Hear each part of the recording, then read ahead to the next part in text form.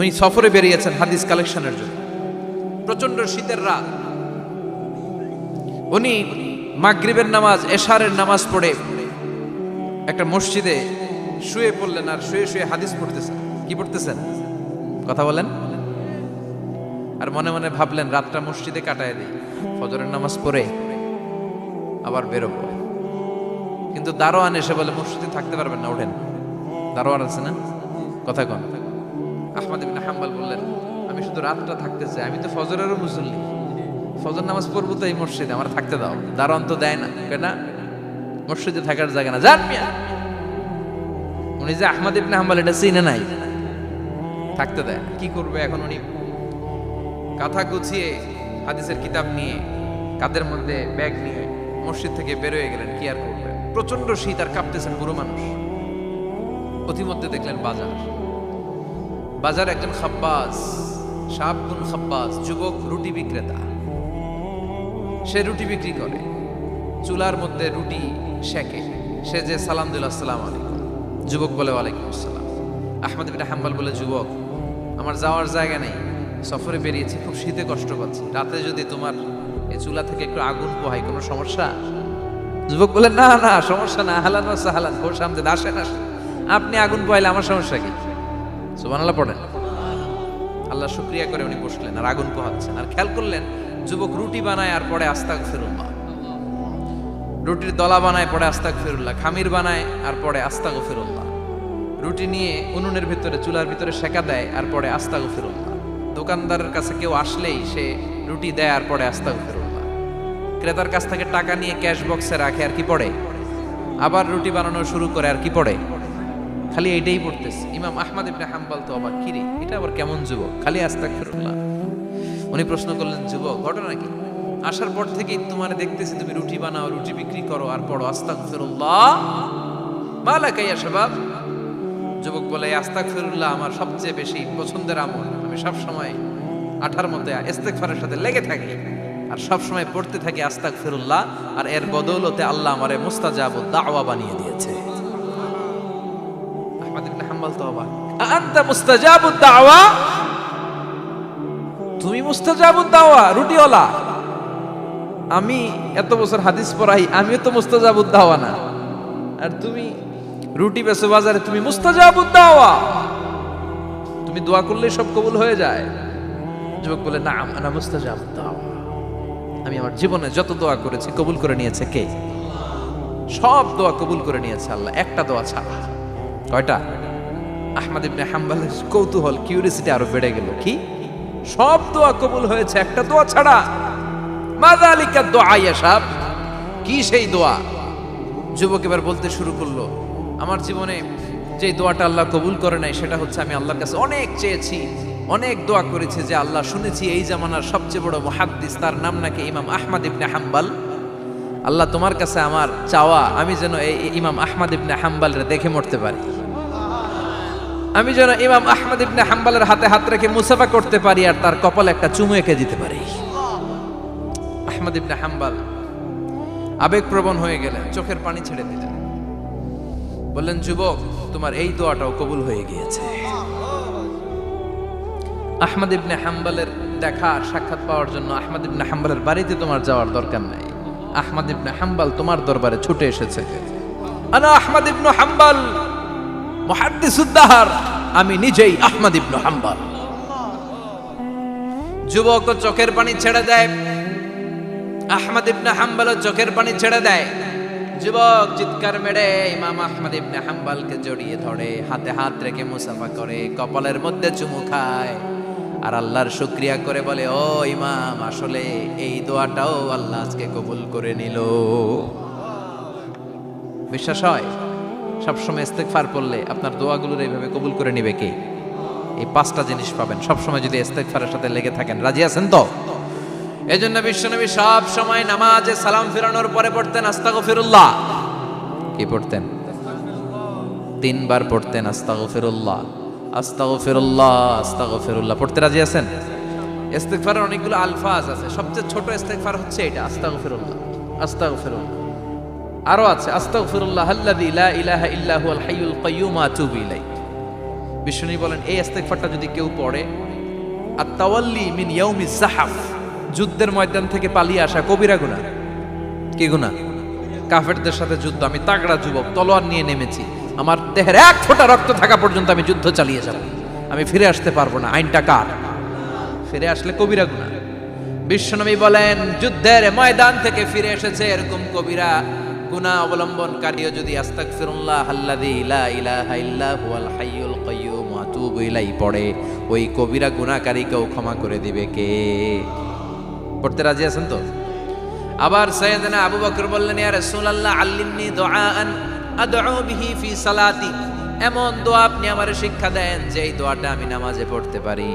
বিশ্বনবী বললেন, পড়ো আল্লাহুম্মা ইন্নী যালামতু নাফসি যুলমান কাসীরান ওয়া লা ইয়াগফিরুয যুনুবা ইল্লা আনতা ফাগফিরলি মাগফিরাতাম মিন ইনদিক ইন্নাকা আনতাল গফুরুর রহিম। সুবহানাল্লাহ পড়েন।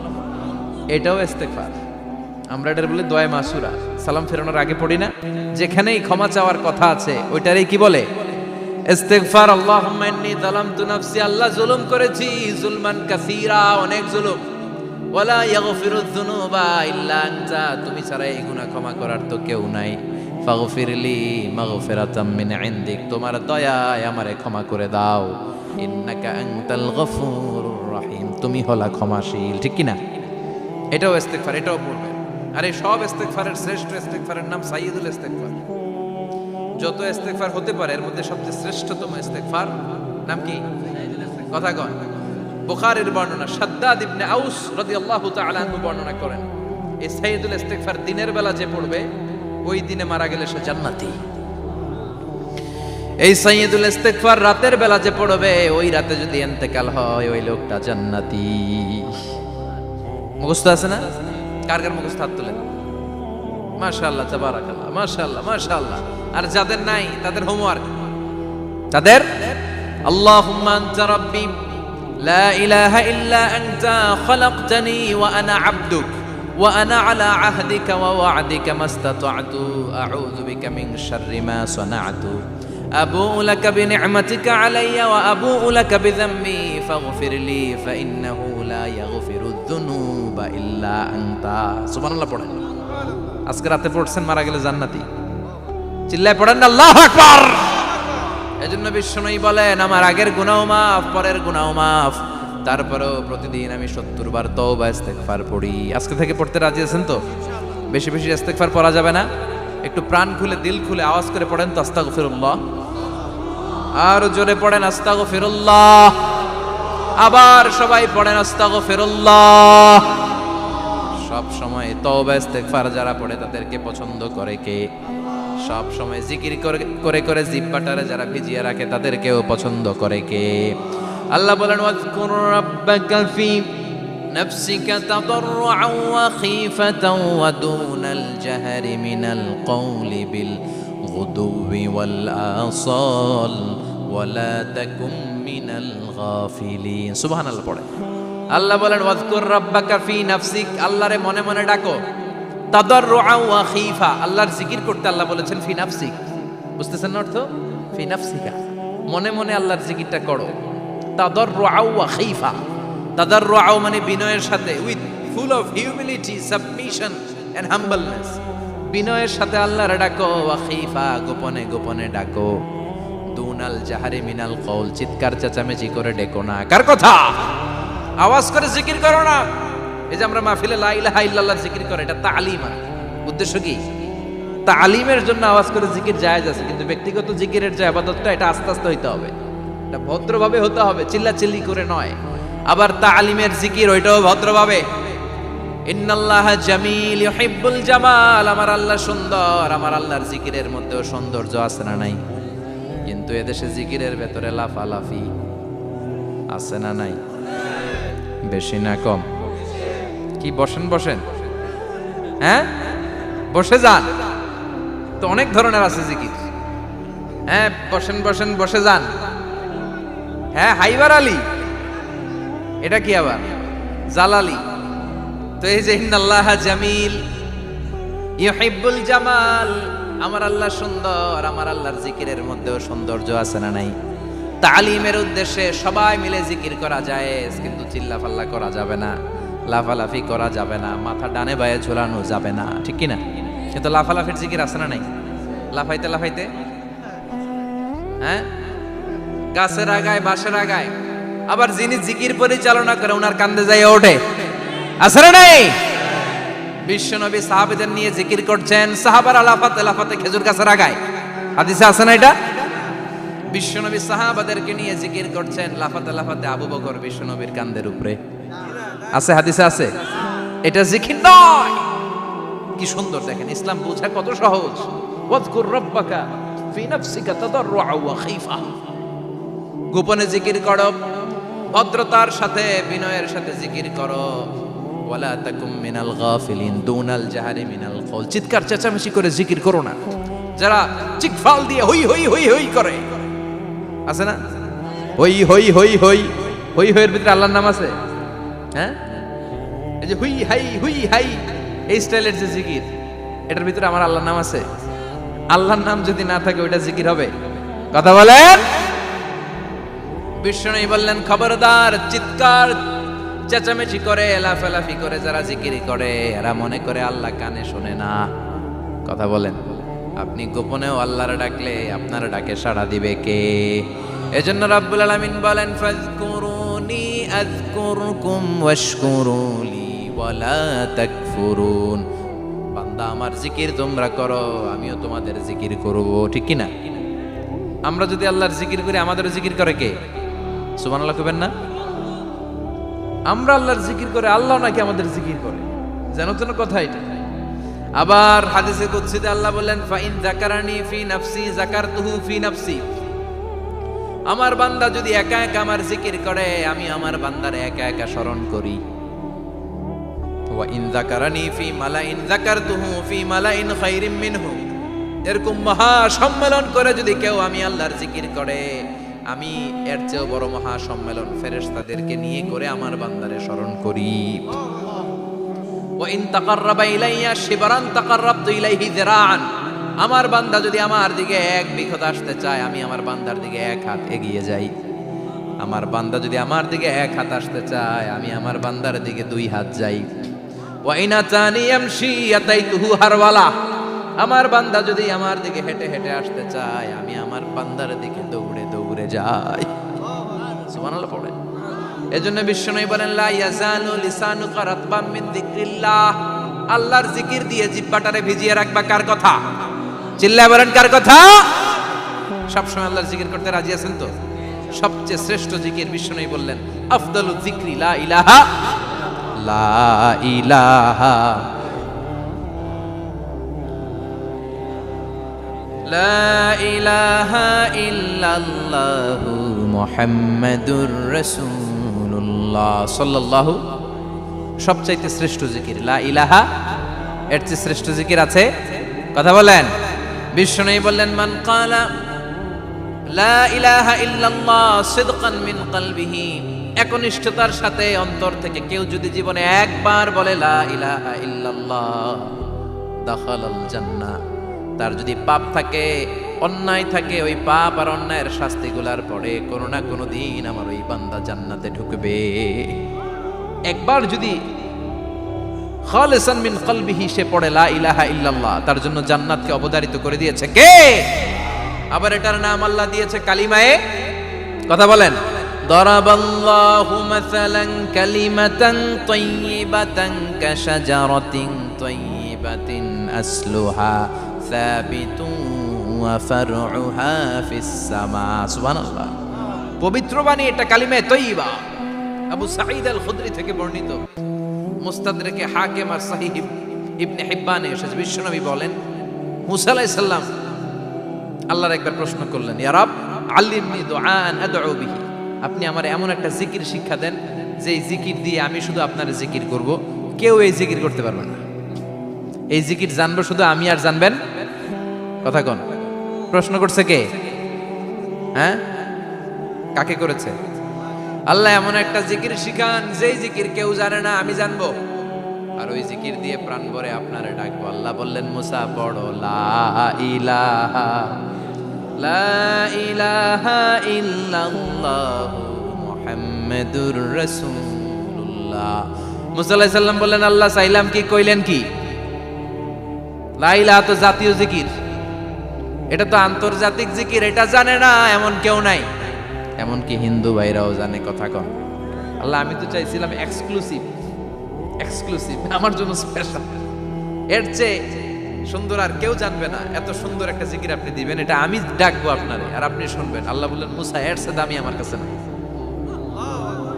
লাউ তাদউ লা ইলাহা ইল্লাল্লাহ ফি কাফা, লা ইলাহা রে যদি মুসা এক পাল্লায় রেখে দাও, ওয়াস সামাওয়াতু সাবউ ওয়াল আরদিন, সাত আকাশ সাত জমিন যদি আরেক পাল্লায় রেখে দাও, লা ইলাহা এক পাল্লায়, সাত আকাশ সাত জমিন আরেক পাল্লায় ওজন যদি দাও, লা রাজাহাত কাফাতু লা ইলাহা ইল্লাল্লাহ, মুসা দেখবা মুহূর্তের মধ্যে লা ইলাহা ইল্লাল্লাহর পাল্লা ভারী হয়ে গেছে। সাত আকাশ সাত জমিন এক পাল্লায়, শুধু লা ইলাহা ইল্লাল্লাহ আরেক পাল্লায়, মুহূর্তে লা ইলাহার পাল্লাটারে ভারী করে দিবে কে? এটা বিপ্লবী বাণী। আমরা এটার ভিক্ষার মধ্যে লাগাইছি। এখন ভিক্ষা করার সময় লা ইলাহা আছে না নাই?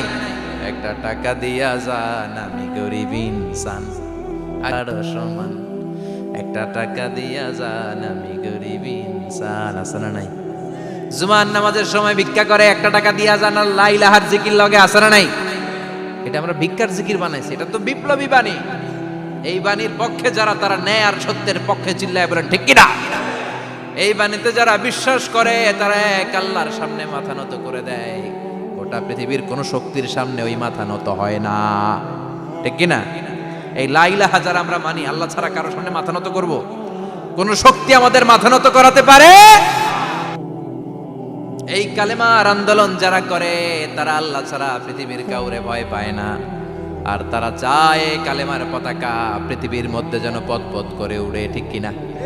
বাংলার জমিনে কালেমার পতাকা উড়ুক, আমরা চাই কি চাই না?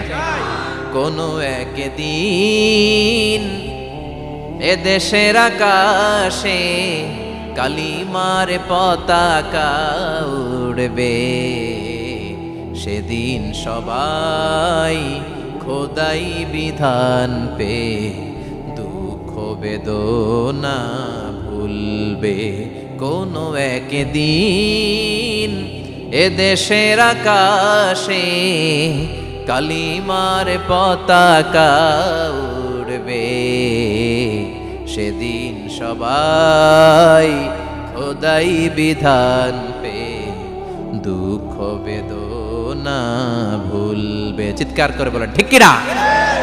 এই কালেমার সমাজ যদি হয়, ওই সমাজে কেউ লাঞ্ছিত হবে না, ওই সমাজে কোনো নারী নিগৃহীতা হবে না, ওই সমাজের কোনো কাজের মেয়েরা ধর্ষিত হবে না, ওই সমাজে দুর্নীতি থাকবে না, ঘুষ থাকবে না, চাঁদাবাজি থাকবে না, টেন্ডারবাজি থাকবে না। সমাজটারে শান্তি দিয়ে সমৃদ্ধ করে দিবে কে? এজন্য সব সময় জিকির করতে হবে একজনের, চিল্লায় বলেন তিনি কে? শ্রেষ্ঠ জিকির হচ্ছে লা ইলাহা। করতে রাজি আছেন? সব সময় জিকিরটা করতে রাজি আছেন? Every night and every day,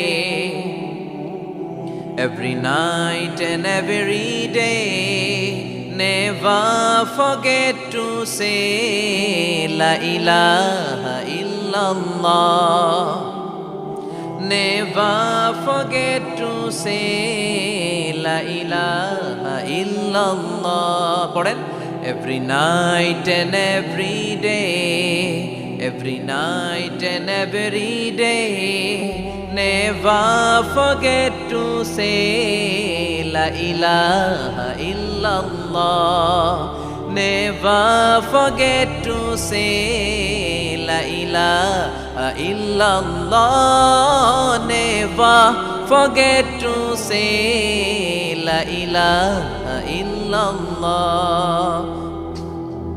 When you're walking down the street, use your time and repeat and say in every heartbeat la ilaha illallah.